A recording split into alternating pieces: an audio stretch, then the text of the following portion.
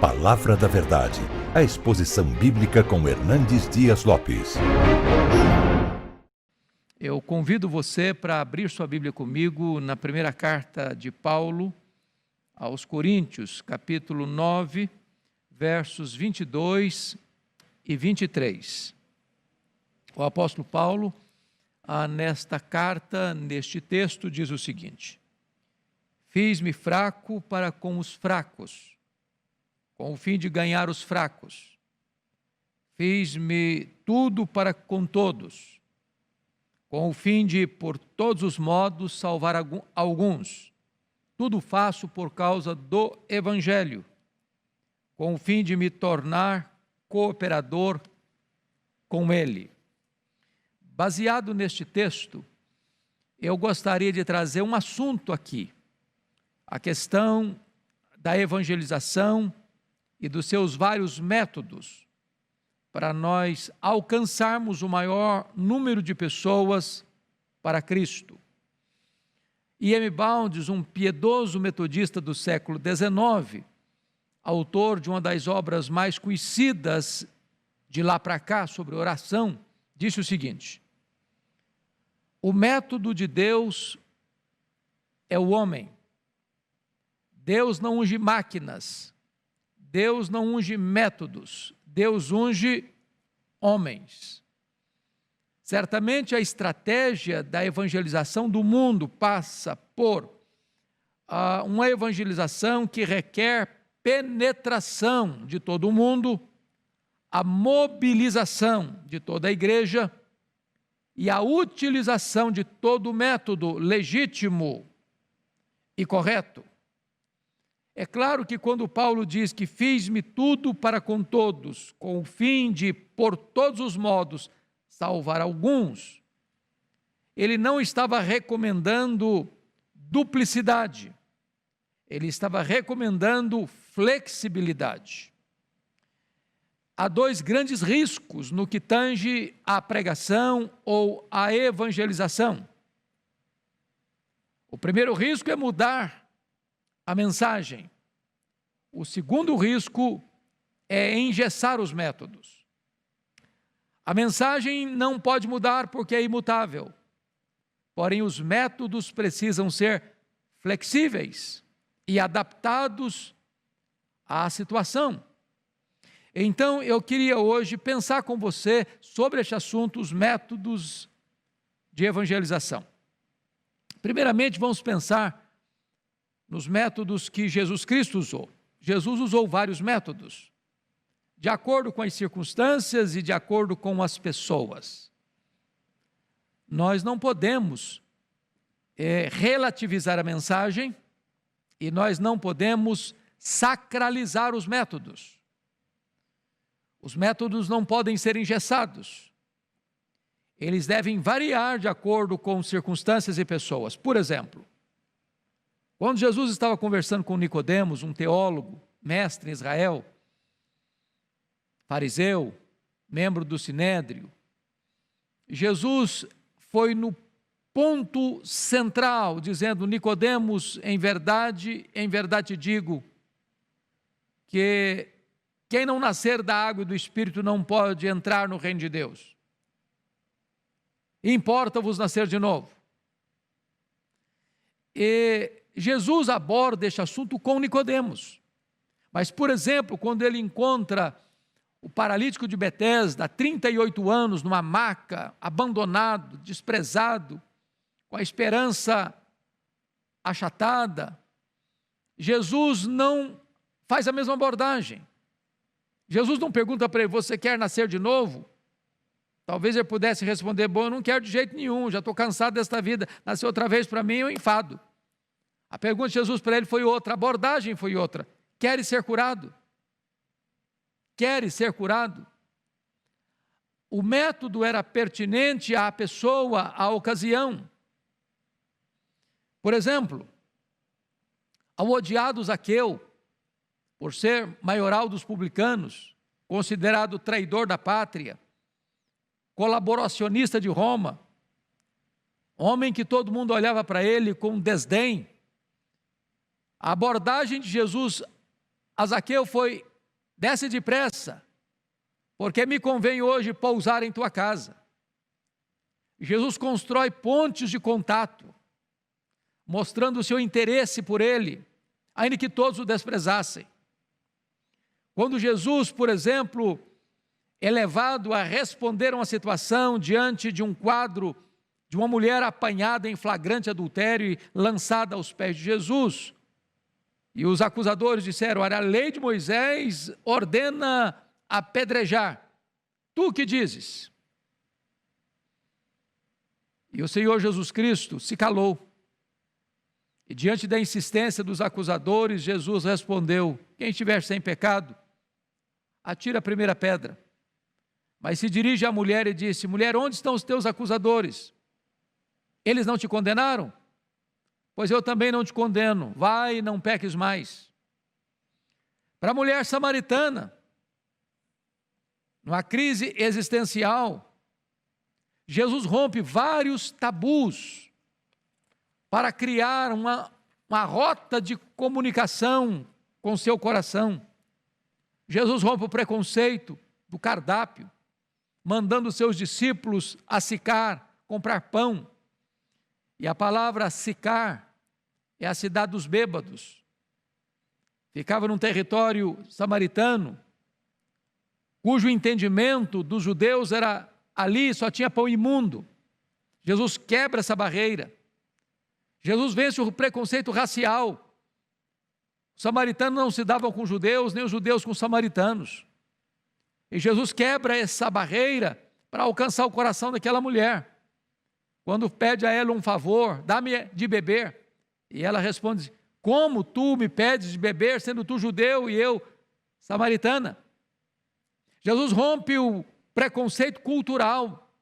Um rabino não podia conversar com a mulher em público, nem mesmo se fosse sua esposa.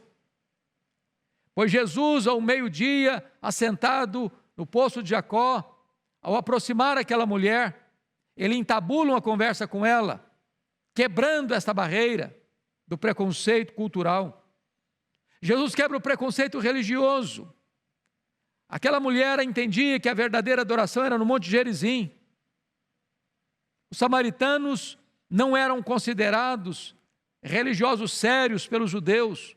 Eles rejeitavam boa parte ou a maior parte do Antigo Testamento. E desta maneira Jesus mostra para aquela mulher que não é nem em Jerusalém, nem no Monte Gerizim, porque o verdadeiro Deus deve ser adorado em espírito e em verdade. E Jesus então vai conquistando espaço na agenda, no coração, na mente daquela mulher, para comunicar a ela o Evangelho. Jesus rompe, por exemplo, o preconceito moral. Jesus diz para aquela mulher assim: vai, chama o teu marido e vem cá.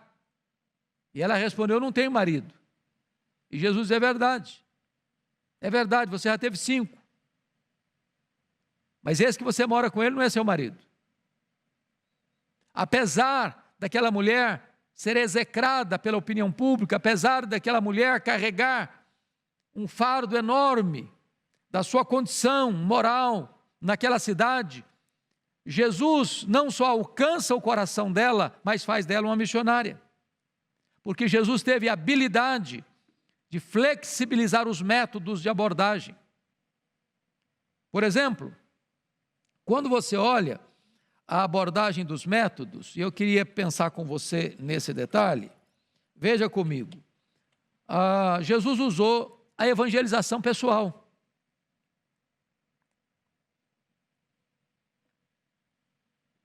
Há 35 entrevistas pessoais de Jesus registradas nos evangelhos.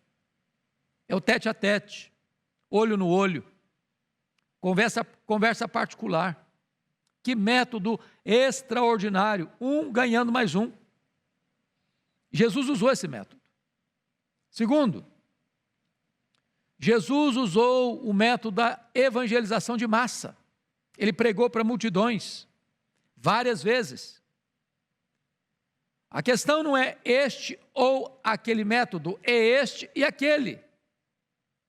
Eu uso só um método, só esse método é bom. Não, você pode usar esse método, talvez é o melhor que funciona para você, mas outras pessoas têm usado outros métodos, desde que legítimos, desde que não contrariem as Santas Escrituras devem ser usados, e Jesus usou tanto o evangelismo pessoal quanto o evangelismo de massa.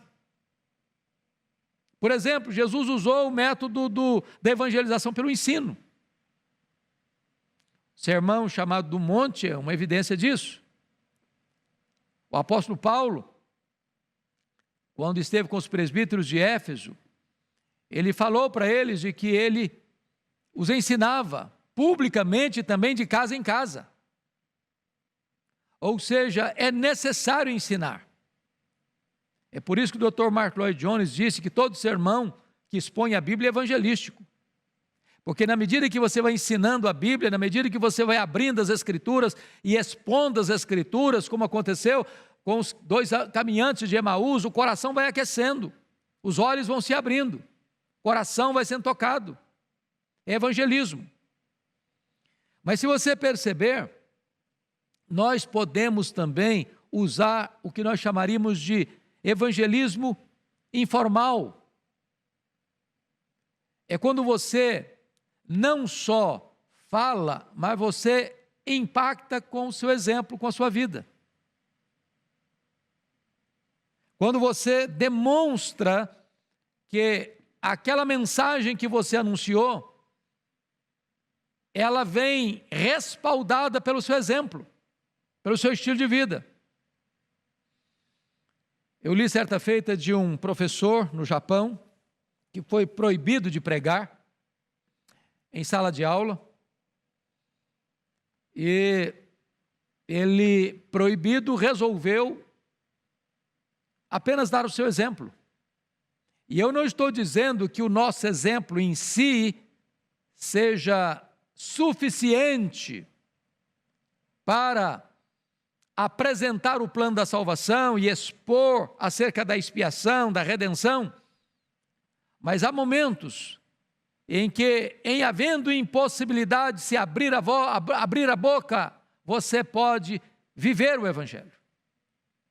E o mundo está olhando mais para nós do que nos escutando. O evangelismo informal é fundamental, estilo de vida. O que eu quero dizer com isso também? Significa que evangelismo ou evangelização não é uma agenda. Não é uma agenda. Não é o dia tal, do mês tal, do horário tal, assim nós vamos fazer evangelismo. Não, é seu estilo de vida. É você falar de Jesus para a pessoa do supermercado, para atendente do caixa do supermercado, para atendente da farmácia, motorista do Uber, motorista do táxi, no seu metrô, quando você está viajando, no seu ônibus, pegando um voo internacional ou doméstico. É você aproveitando a oportunidade lá na sua família, lá na sua parentela, lá com seus colegas de esporte, de lazer. É estilo de vida.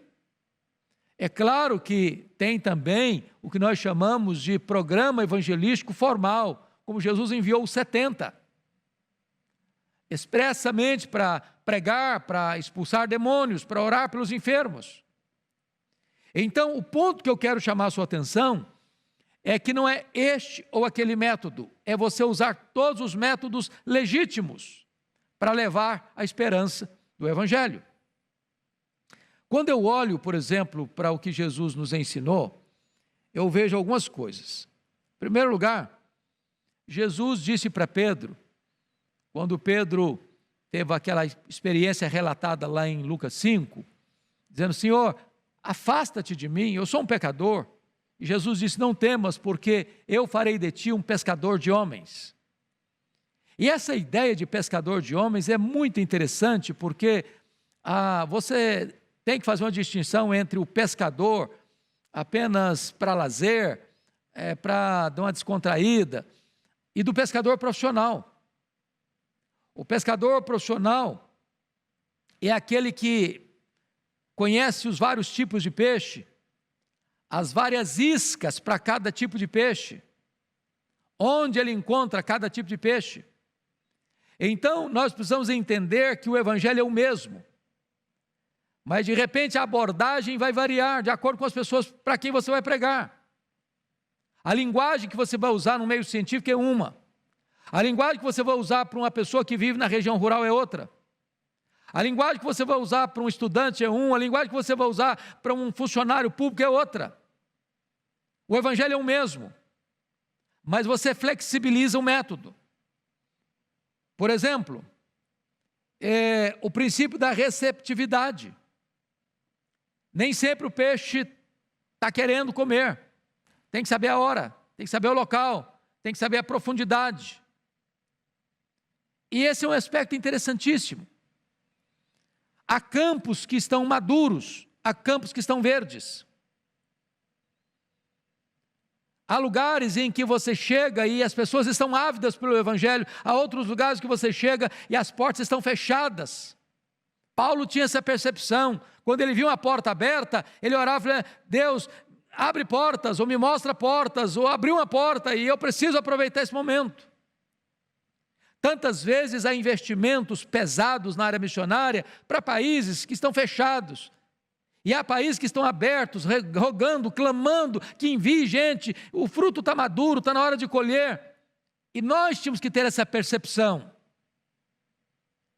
das portas abertas, das oportunidades, para entendermos o que Jesus está nos ensinando sobre pescadores de homens.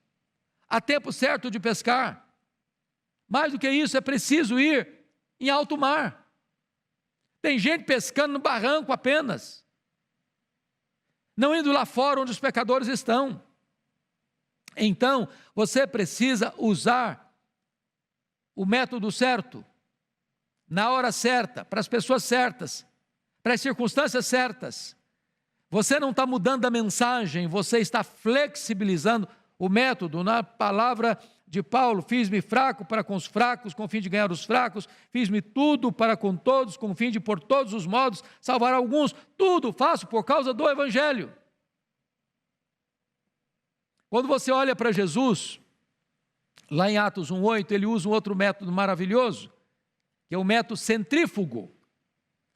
Se você parar para olhar ali, está escrito o seguinte: mas recebereis poder ao descer sobre vós o Espírito Santo, sereis minhas testemunhas, tanto em Jerusalém, como em toda a Judeia e Samaria, e até os confins da terra. É como se você jogasse uma pedra dentro de uma poça d'água, e você vai vendo ondas se formando, cada vez mais crescentes.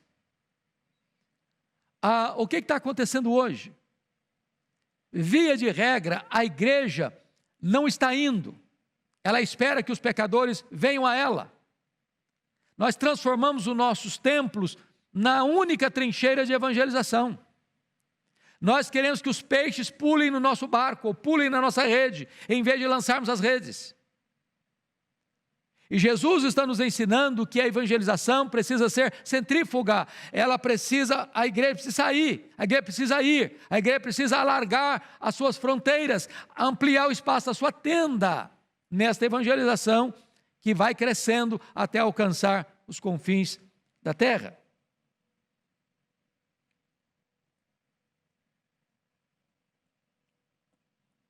Quando você vai usar, por exemplo, os métodos de Paulo, Paulo vai usar praticamente os mesmos métodos que Jesus usou. Por exemplo, ele usa o evangelismo pessoal, como fez lá com os guardas pretorianos, os membros da guarda pretoriana, enquanto estava algemado na primeira prisão em Roma. Ele usa a evangelização nos lares, de casa em casa. Está lá em Atos 20:20. Aliás, as igrejas que mais crescem, e crescem de forma mais saudável ainda hoje, são as igrejas que têm capilaridade, que não limitam a sua ação missionária e evangelizadora apenas aos domingos e aos redutos do templo entre quatro paredes, mas a igreja que se espalha pela cidade, tendo reuniões periódicas, semanais, nos lares, onde tantas pessoas com barreira, talvez, para vir a um templo, não teria dificuldade de atender um convite do seu vizinho, para ir à casa dele, para uma reunião de estudo da Bíblia. E Paulo usou isso. Outro método que Paulo usou foi a apologética. Se você perceber, Paulo ia na sinagoga lá em Atos 17, para dissertar, para argumentar logicamente, para provar à luz das Escrituras que o Jesus de Nazaré era o Messias de Deus, prometido pelos profetas. A apologética é um instrumento evangelístico, sobretudo nos meios acadêmicos, onde as pessoas estão acostumadas a ponderar, a argumentar, a aquilatar as ideias, a pôr uma ideia em comparação com a outra. Então é necessário usar a nossa mente, o nosso cérebro, a nossa capacidade intelectual, à luz da iluminação do Espírito Santo, para argumentar com as pessoas, e Paulo fez isso. Paulo ia das sinagogas, Paulo ia nos salões seculares, Paulo evangelizava nas prisões, Paulo evangelizava através das suas cartas, da literatura. E sabe, gente, hoje nós vivemos no tempo mais, diria eu, fascinante da história. Porque hoje nós temos a literatura, temos facilidade de imprimir Bíblias, temos facilidade de publicar livros, temos facilidade de imprimir folhetos. Nós temos hoje a ferramenta das grandes mídias. Você tem a televisão, você tem o rádio. Você tem hoje a bênção de viver na época da comunicação sem fronteiras, da internet, de você usar as mídias sociais para evangelizar, Facebook, o Instagram, canal de YouTube, até mesmo o WhatsApp. São ferramentas extraordinárias que usamos e devemos usar ainda com mais profissionalismo, com mais eficiência, para alcançar a maior quantidade de pessoas. A questão não é usar este ou aquele método. Não, você vai usar este e aquele também. Não, televisão não funciona. Funciona. Não, rádio acabou. Não acabou. Não, literatura não adianta mais. Não, adianta sim. Você vai usar não apenas um, você vai usar todos os métodos possíveis para alcançar o maior número de pessoas. Você e eu vivemos nesta geração de comunicação mundial. Eu estou agora, por exemplo, dando esta aula aqui virtualmente. Mas pessoas do mundo inteiro estão assistindo. Esta mesma palestra aqui vai subir para o canal do YouTube da igreja e daqui a pouco você pode acessar. Pessoas do mundo inteiro acessando. Então é fascinante quando a igreja entende que ela vive no século 21, no século da comunicação, no século das maravilhas da tecnologia de comunicação, onde nós encurtamos distâncias e onde nós ampliamos os horizontes do alcance da nossa voz. Quais foram as estratégias da igreja primitiva na evangelização? Deixa eu compartilhar isso com você. A igreja primitiva usou 3 estratégias. E eu vou usar 3 palavras gregas para dar o significado delas: koinonia, diaconia e querigma. Ou seja, comunhão, serviço e proclamação. Se você examinar bem a igreja primitiva, ela usou essas 3 ferramentas ou essas 3 estratégias para evangelizar. Ou seja, aquela igreja tinha comunhão, se reunia de casa em casa, ela estava no templo, ela tinha um relacionamento tal entre os membros de harmonia, de amor, de assistência e cuidado, que quando alguém passava uma necessidade na comunidade, quem tinha mais posses, abria mão para socorrer, para assistir. E essa comunhão, esse amor prático, visível, eloquente, foi tão notório, tão poderoso, tão impactante, que a igreja ia contando com a simpatia de todo o povo, e a cada dia Deus ia acrescentando os que iam sendo salvos. É por isso que no Salmo 133 diz: ó, quão bom e quão suave é que os irmãos vivam em união. Ali o Senhor ordena a sua bênção e a sua vida para sempre. Uma igreja onde não tem comunhão, onde tem grupelhos, onde tem partidos, onde tem disputas, onde tem querelas, onde tem malquerenças, onde tem desavenças, onde o irmão fala mal do outro, o irmão puxa o tapete do outro, ali não tem vida. É um desserviço à evangelização. Porque a igreja, para ter autoridade e poder para evangelizar, ela precisa viver em comunhão uns com os outros. Mas em segundo lugar, a igreja primitiva usou a diaconia, o serviço, a assistência.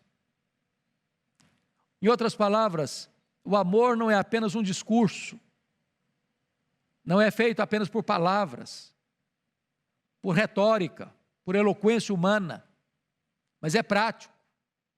Onde você tem o coração aberto, onde você tem a mão aberta, onde você tem o bolso aberto, onde você tem a sua casa aberta, onde amor é prático, onde você ajuda e socorre. E a igreja primitiva usou essa prática. Mas ainda em terceiro lugar, o querigma, é a proclamação. Tem muita gente que diz, não, o negócio é o seguinte, nós não precisamos falar, nós precisamos viver. Eu quero dizer para você que isso não está correto. O Senhor não nos mandou ficar em silêncio, Ele nos mandou pregar. Você respalda a pregação com exemplo. Mas a fé não vem pelo exemplo, a fé vem pelo ouvir e ouvir a palavra de Deus. Então pregue, então proclame, então anuncie, então levante a sua voz. Então torne conhecido o mistério do Evangelho, fale da cruz, fale da pessoa de Jesus, da sua obra, dos seus ensinos, dos seus milagres, da sua morte, da sua ressurreição, do seu governo, da promessa da segunda vinda. É desta maneira que a igreja primitiva avançou. Quando você vai para Jesus, ele usa os 3 métodos.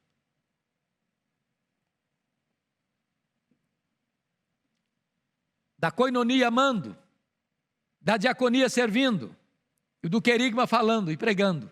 Jesus foi um pregador, Jesus serviu, e Jesus amou. É por isso que o ministério dele teve um impacto tão magnífico. Agora, deixa eu me pensar com você aqui, em alguns detalhes dos métodos usados pela igreja primitiva. Eles trabalhavam primeiro de dentro para fora, de uma forma centrífuga, como Jesus havia orientado em Atos 1:8. Segundo, eles iam lá fora onde os pecadores estavam. Não esperando que os pecadores viessem, eles iam a eles. Está lá escrito em Atos 1:8 que todos que foram dispersos de Jerusalém em virtude da perseguição gerada pelo martírio de Estevão, iam pregando o Evangelho.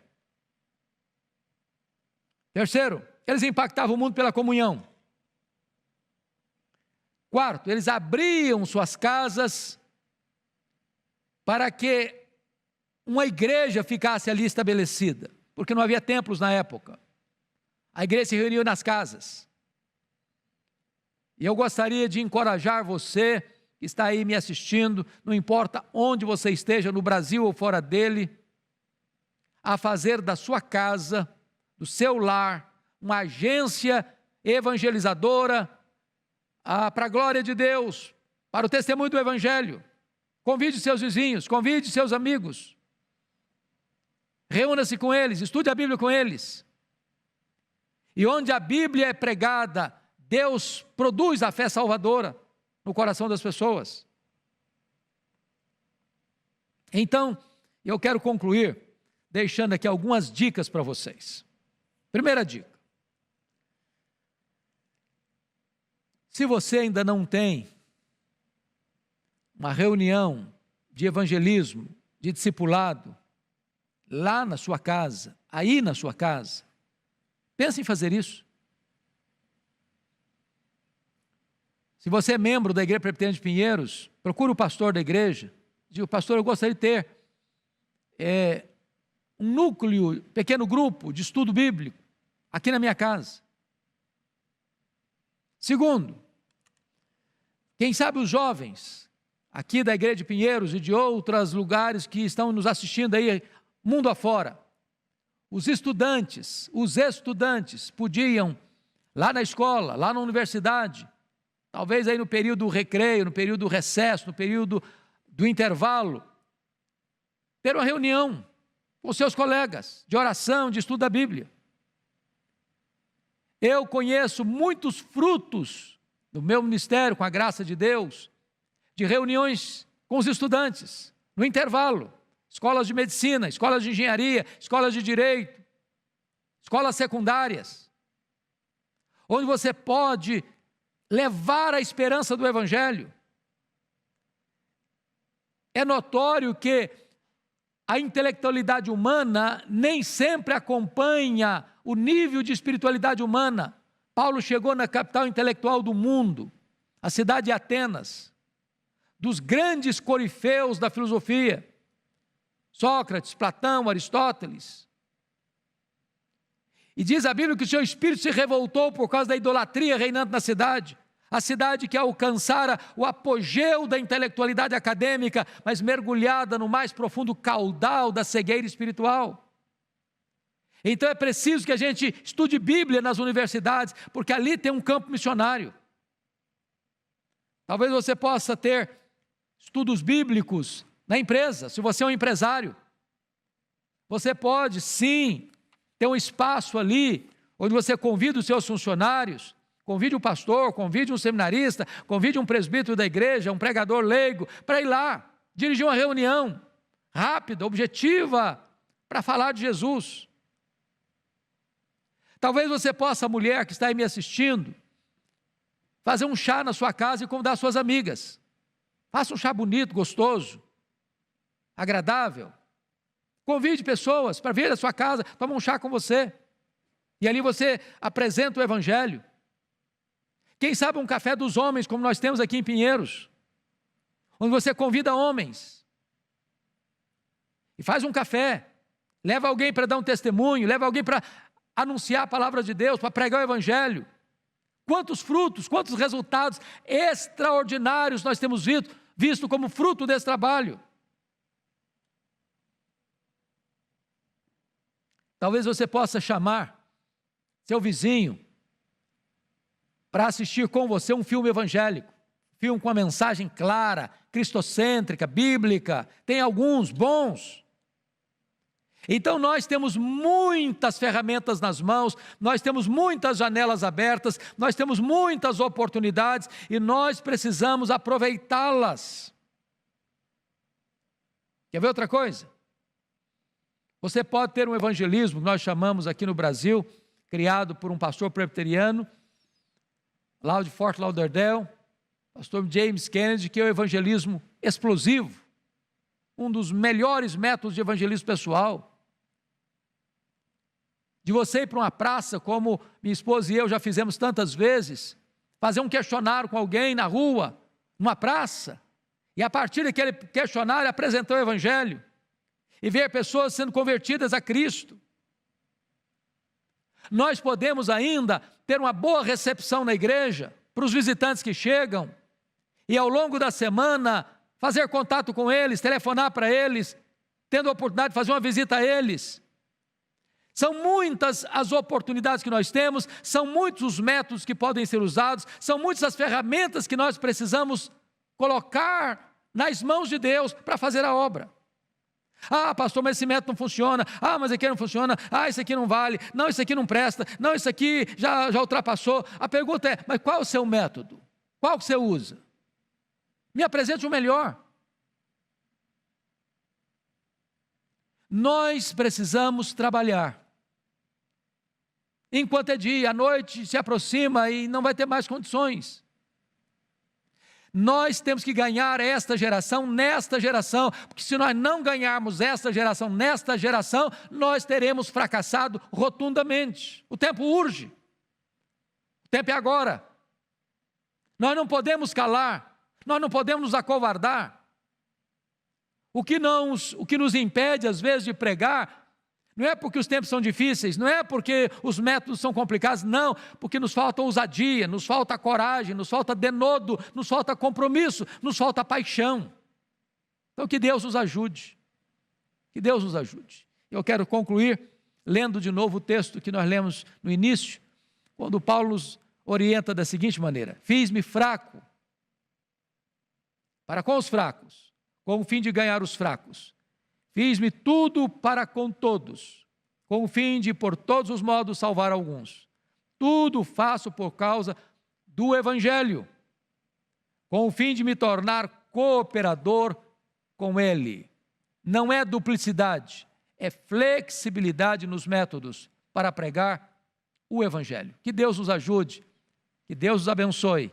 É hora de você ser um ganhador de almas, é hora de você ser um evangelista, é hora de você ser um mestre, é hora de você abrir a boca e falar de Jesus, porque não há nenhum outro nome dado entre os homens pelo qual importa que sejamos salvos. Que Deus nos ajude a anunciar Cristo a tempo e a fora de tempo. Que Deus nos ajude também a ter a alegria de ver os frutos do nosso trabalho. Deus abençoe sua vida. Muito obrigado pela sua participação conosco. Palavra da Verdade, a exposição bíblica com Hernandes Dias Lopes.